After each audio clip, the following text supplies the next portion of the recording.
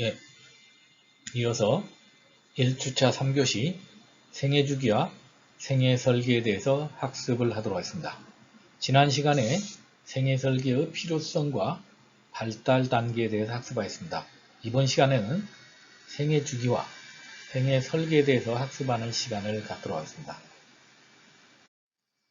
자, 먼저 생애주기라 하면 출생에서 영아기, 학령정기 또는 유아기라고 하죠. 아동기, 청소년기, 청년기, 결혼에 이르는 성인 초기, 그 다음에 결혼해서 출산, 육아, 자녀 독립 등을 경험하는 중장년기, 은퇴 후 노후 생활을 하게 되는 노년기에 이어 죽음에 이르게 되는 인간의 전 생애에 걸친 시간적 변화를 생애주기라고 말합니다.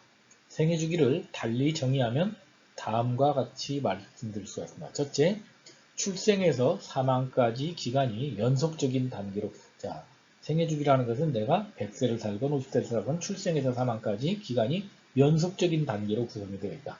둘째, 그 연속적 단계는 발달하는 속성으로 구성됩니다. 자, 예를 들면 우리가 영아기 때는 처음에 누워있다가 기어다니고 걷고, 예를 들어서 또 학습에서 내가 지식을 얻고 이렇게 해서 점점점 이렇게 발달하는 속성을 구성되어 있다는 거죠. 셋째는 연속적 단계의 기간이 세대를 거쳐 반복해서 나타나는 것이다. 그래서 우리 생애주기는 끊어지는 것이 아니라 영아기부터 노년기까지의 모든 것이 연관된 흐름으로 이렇게 하는 연속적 변화라고 볼 수 있습니다. 생애주기는 단계, 발달, 반복이라는 세 가지 큰 특성을 가진다고 말씀드릴 수가 있습니다. 자, 이어서 생애설계의 개념에 대해 살펴보시면 인생의 목표를 실현하기 위해서 생애에 걸친 종합적이고 장기적인 계획을 세우는 것을 생애설계라 말할 수 있습니다. 자, 개인의 변화무쌍한 삶의 과정에 대해서 구체적인 요인들을 감안하여 어떻게 살아갈 것인가에 대해서 종합적이고 구체적인 계획을 세우고 준비하는 것입니다. 그래서 우리가 생애설계를 다시 잠깐 살펴보면 well designed life, 우리가 잘 설계된 인생이라는 것은 나의 문제를 발견해서 프로블럼 파인딩하고 문제를 해결하는 것, 이것이 바로 잘 설계된 생애설계라고 말씀을 드릴 수가 있습니다. 자, 그러면 생애설계에 관련된 학자들의 주장을 살펴보도록 하겠습니다. 생애설계에 관련된 학자들의 주장을 보면 첫째, 나는 누구인가에 대한 자신의 해답을 반영하는 것이 생애설계라고 말씀드릴 수가 있습니다. 두 번째, 인생 전체에 대한 시간관리가 생애설계라고 주장한 학자도 있습니다. 세 번째, 자신이 바라는 자신의 삶의 모습을 만들어가는 과정이다. 생애설계에 이렇게 주장하는 학자도 있을 수 있죠. 네 번째, 장기적 안목에서 인생 전체를 바라보고 인생 과정에 대한 통찰력과 통제력을 발휘할 수 있게 해주는 합리적 계획이라는 또 주장이 있을 수가 있습니다. 다섯 번째, 자신의 꿈과 목표를 이루기 위한 생애 과정에 대한 의도적 계획이라는 생애설계 이외에도 생애설계에 관련된 학자들의 여러 주장이 있습니다만은 5가지 정도를 추려서 국민연금관리공단에서 나왔던 노후준비총론이라는 생애설계 교재에서 추려서 재인용을 해서 설명을 드리고 있습니다. 자, 이어서 생애설계 관련 분야는 크게 5분야, 7분야 이렇게 나누는 경우가 있는데 저는 5분야로 구분해서 설명을 드리겠습니다. 생애설계 관련 분야는 첫 번째 건강입니다. 자, 우리가 건강에 대해서는 아무리 강조해도 지나치면 좋고, 자, 과연 내가 건강이 중요하냐, 돈이 중요하냐, 여러 가지 다른 명예가 중요하냐 이런 게 있습니다만은 100세 시대에 가장 중요한 것은 건강이라고 생각합니다.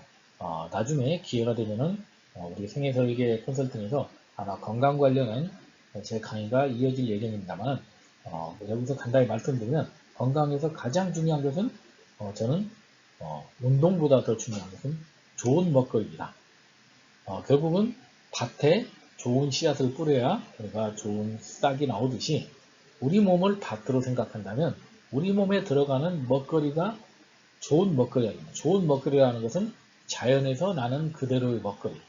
어떤 인공이 가미되지 않은 먹거리가 되는데 우리가 대다수 먹는 먹거리들은 인공이 가미되고 또 예를 들어서 MSG가 들어가고 또 항생제가 들어가고 이런 것들이 가미되어 있습니다. 그래서 우리가 어떤 식욕은 채울 수가 있지만 정말로 내 건강에 도움이 되는 먹거리를 우리가 먹고 있는지는 심각히 고려해야 된다.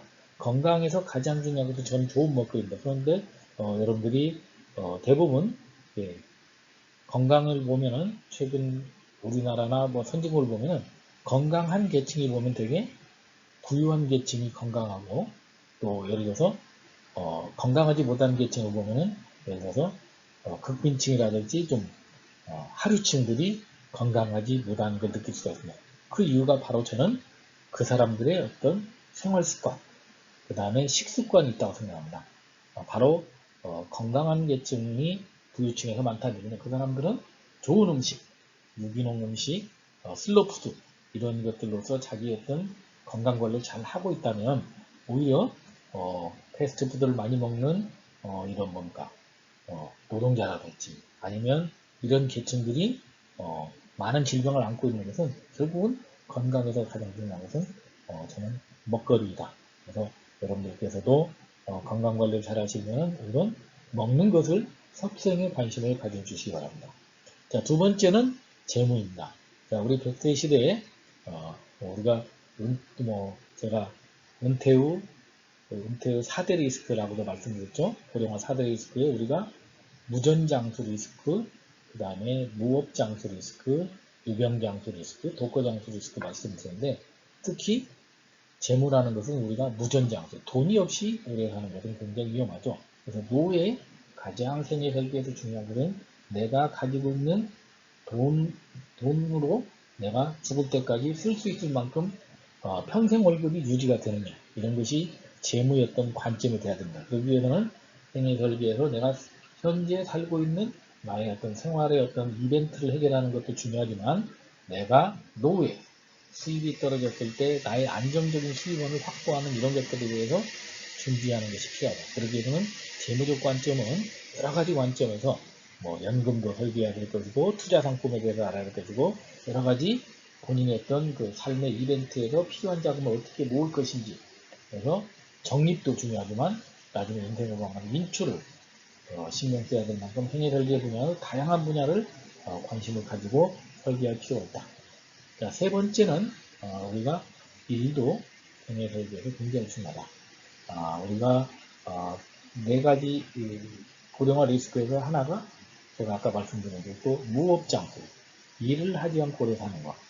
물론 일을 좋아하는 사람은 또 많지 않을 겁니다. 하지만 우리가 또 일을 함으로써 내가 살아있다는 어떤 존재감도 느끼고 또 보람도 느끼는 것이 어떤 삶의 인간의 어떤 그 존재 이유가 아닌가 생각합니다. 그래서 일을 내가 어떤 돈을 벌기 위한 수단보다는 내가 살아있다는 어떤 존재감, 어떤 이런 것들 어떤 긍지로 받아들인다면 이런 굉장히 저는 필요한 분야라고 생각합니다. 일본의 장수하는 사람들의 공통점은 항상 뭔가 할 일이 있다는 것입니다.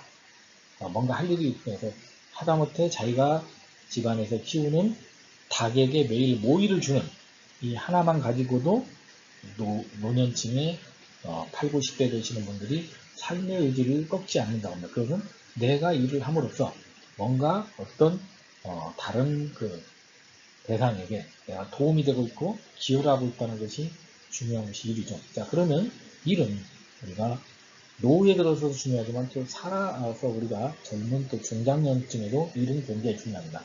그런데 최근에는 평생 직장이라는 개념이 생겼기 때문에 이제 결국 일을 관리한다는 것은 이제 경력 관리까지 신경 써야 된다는 거예요. 특히 이 강의를 듣는 우리 직장인들, 예전은 우리 프리랜서로 일하시는 분들은 현재 자신이 하는 일에 만족하지 말고 나의 역량을 살려서 내가 앞으로도 계속해서 평생 직업으로 활용할 수 있는 일이 무엇인지를 그런 관점에서 여러분들이 꾸준히 관심을 가질 필요가 있다고 말씀드릴 수가 있습니다.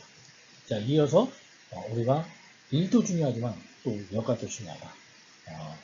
한때 그 김정은이라는 분은 노는 것도 힘이다. 또 여가학이라는 것을 발표했는데 대부분의 우리는 노는 거 하면은 텔레비전 보고 그냥 쉬는 걸로 생각하거나 인간이 결국은 여가라는 것은 우리가 어릴 때, 늘 어릴 때에도 우리가 회상하고 우리가 어릴 때를 즐거워하면 어릴 때는 우리가 아무 거리낌 없이 즐겁게 놀았기 때문에 여가라는 것은 결국은 내가 시간을 내서 뭐 일부러 어떤 투자해서 어떤 취미 생활을 하는 것도 중요하지만 나의 어떤 심신을 릴렉스하게 하고 나를 충분히 힐링할 수 있는 이런 것들을 여가라고 할 수 있습니다. 그래서 여가를 잘 관리를 하면 좀 삶의 질이 좋아지는 거죠. 특히 이제 은퇴 후 약 30년 정도의 시간이 남은 사람은 10만 시간 이상 정도의 시간이 남게 되는데 그 시간을 내가 과거처럼 일을 할 수 없기 때문에 내가 그것을 어떻게 주어진 여건에서 나를 힐링하고 관리하느냐는 여가의 필요성도 중요합니다. 그래서 제가 읽었던 책 중에 은퇴 후 은퇴한 남자들이 후회하는 25가지라는 한혜경 교수가 쓴 책이 있는데 그 책의 내용에 보면은 뭐 아주 은퇴 후 후회하는 남자들의 조건들이 돈을 못 벌어 후회하고 이런 것보다는 대부분 친구들하고 제대로 놀지를 못했다. 뭐 기타 하나를 배우지 못했다. 아니면 나는 가족들하고 한 번도 가족여행 못 갔다. 이런 소박한 우리가 일상생활을 할 수 있는 것들 이런 것들을 못했던 어떤 여가에 대한 후회들이 많은 걸 봤습니다. 그래서 생애 세계에서 여가도 항상 우리가 고기도 먹어본 사람이 잘 먹는다는 것처럼 우리가 일을 하는 지금 시점에서 미리 우리가 일을 우리가 잘 관리하는 것도 여가 관리하는 것도 중요하겠죠. 자, 다섯 번째는 관계입니다. 특히 관계는 처음 같은 지금 이제 지식정보사에게 공유 경제에는 특히 관계는 굉장히 중요합니다. 그런데 최근에 관계는 과거에는 오프라인 중심의 관계였다가 지금은 오프라인과 온라인 중심의 또 관계가 이어지고 또 직장 생활을 하는 직장인 입장에서는 직장 중심에서 퇴직하고 나면 급격히 관계의 원 사이클이 줄어들게 됩니다.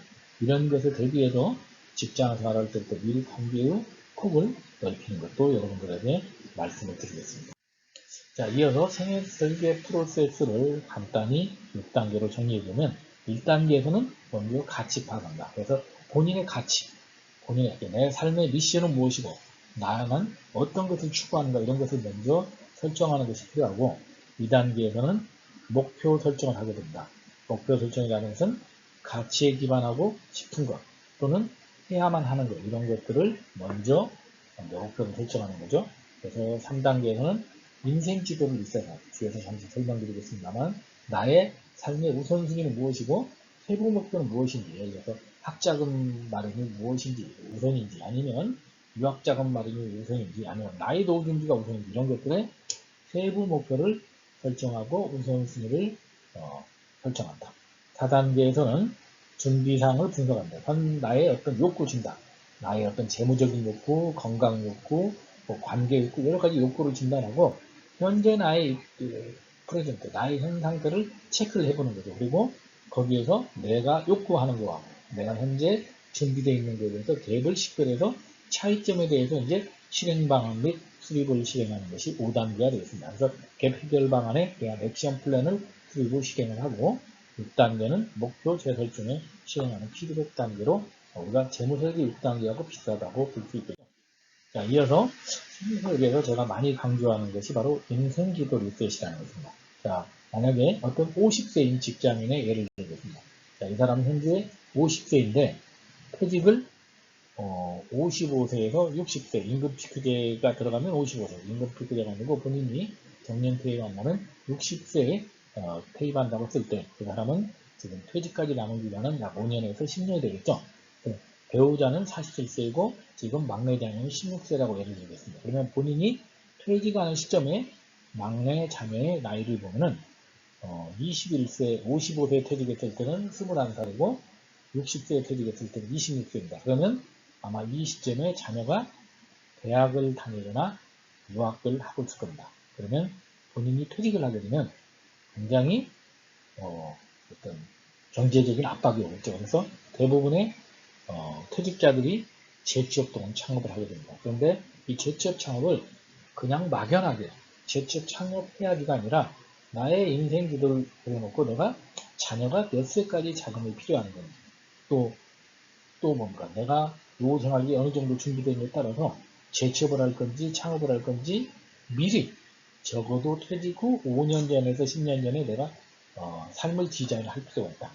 그래서 내가 대부분 또 퇴직 후에 일을 해야 되는 경우는 바로 자녀들이 결혼을 하지 않았습니다. 제가 빨간색으로 표시했는데 결혼을 안 했다는 얘기는 가장 큰 목돈이 들어갈 가능성이 높다는 것입니다. 대부분 우리나라 퇴직자들의 많은 노후 자금이 자녀들의 새 출발에 필요한 자금을 지원하는데 많은 돈이 들어간다고 합니다. 그래서 이런 것들을 대비한다면 우리가 자녀가 결혼까지 하고 은퇴해야 됩니다. 그래서 퇴직과 은퇴는 제가 뭐 많이 말씀드렸죠. 다르다고 했죠.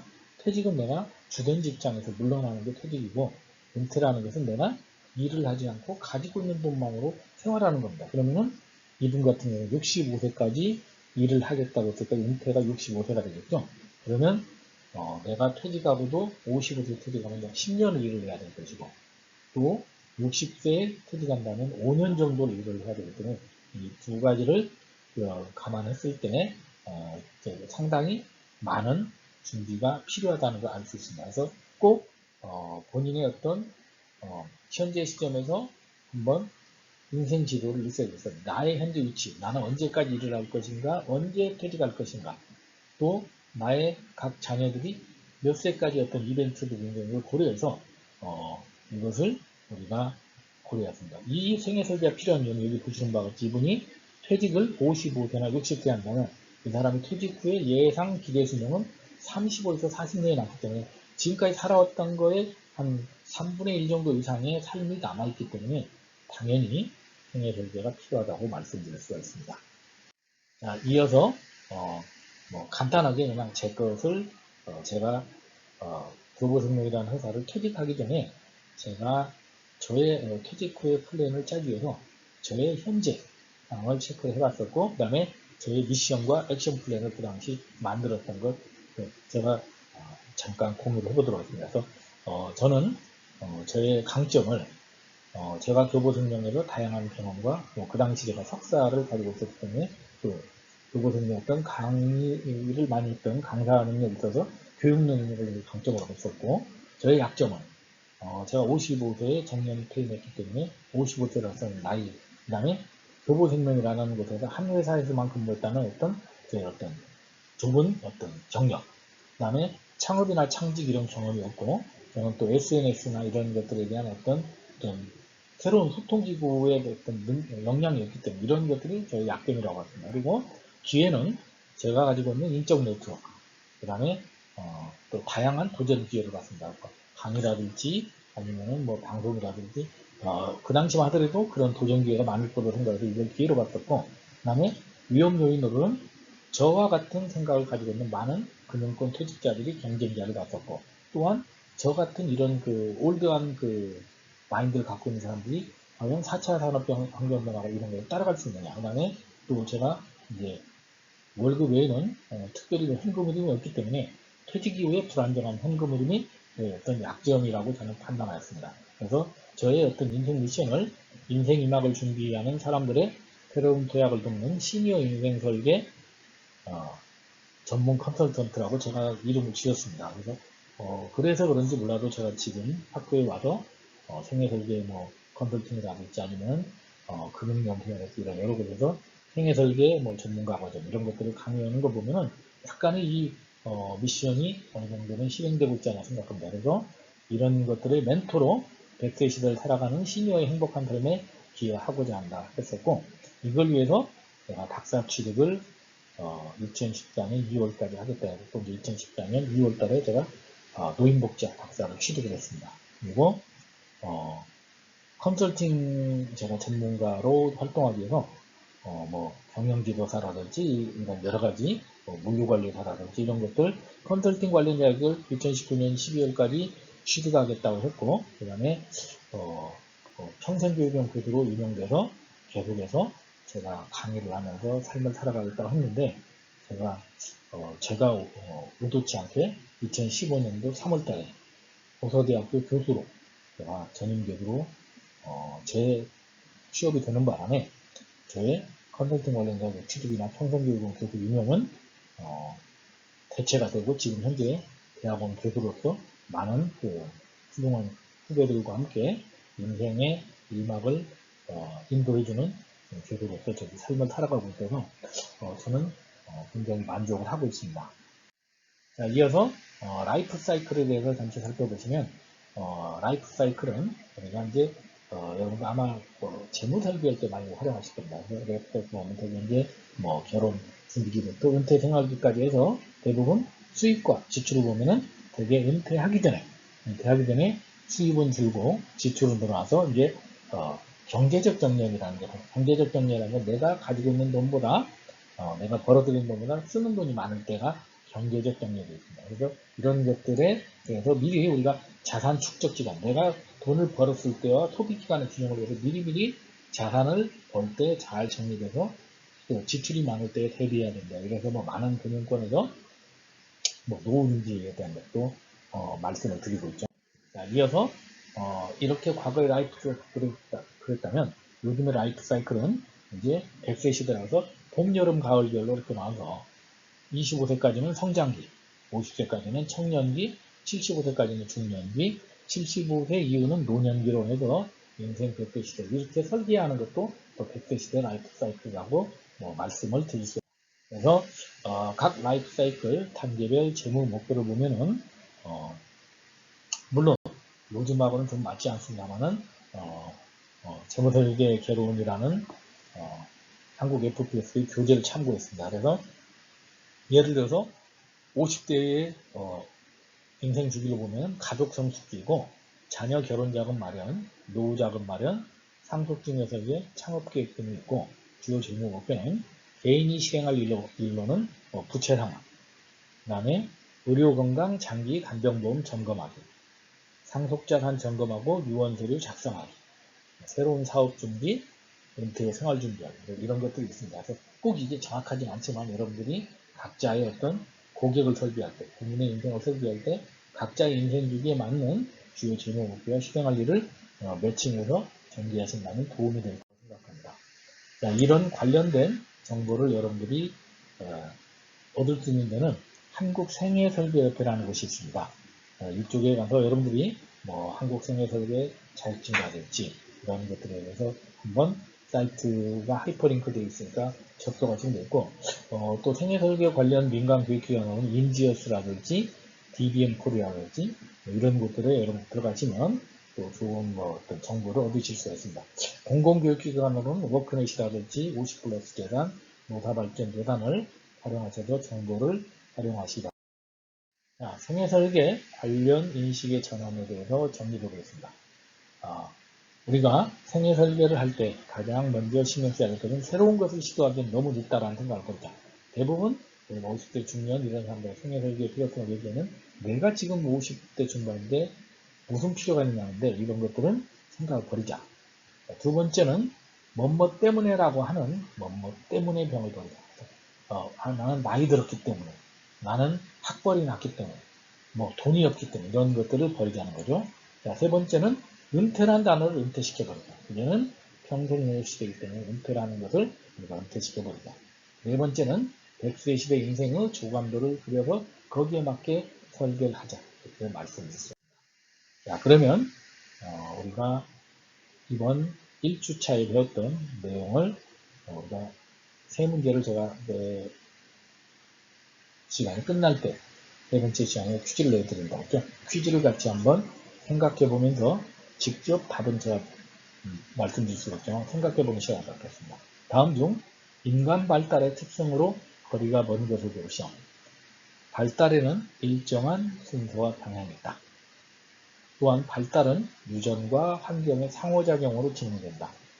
발달은 보편적인 성장의 과정을 거치지만 개인차도 존재한다. 연령이 증가하면 발달 경향에 대한 예측이 점점 쉬워진다. 제가 발달의 특성을 한 6가지를 말씀드렸었는데 그 지문 속에 숨어 있습니다. 아마 정답은 충분히 여러분들이 고르실 수 있을 거라고 생각합니다. 자, 이 두 번째 퀴즈입니다. 다음 중 에릭슨의 심리사회적 발달 단계 중년기와 관련된 것이요. 자, 에릭슨의 심리사회적 발달 단계는 8단계가 있었죠. 그리고 중년기와 관련된 것이 무엇이냐? 첫 번째, 답은 생산성 대 침체. 답은 근면성 대 열등감.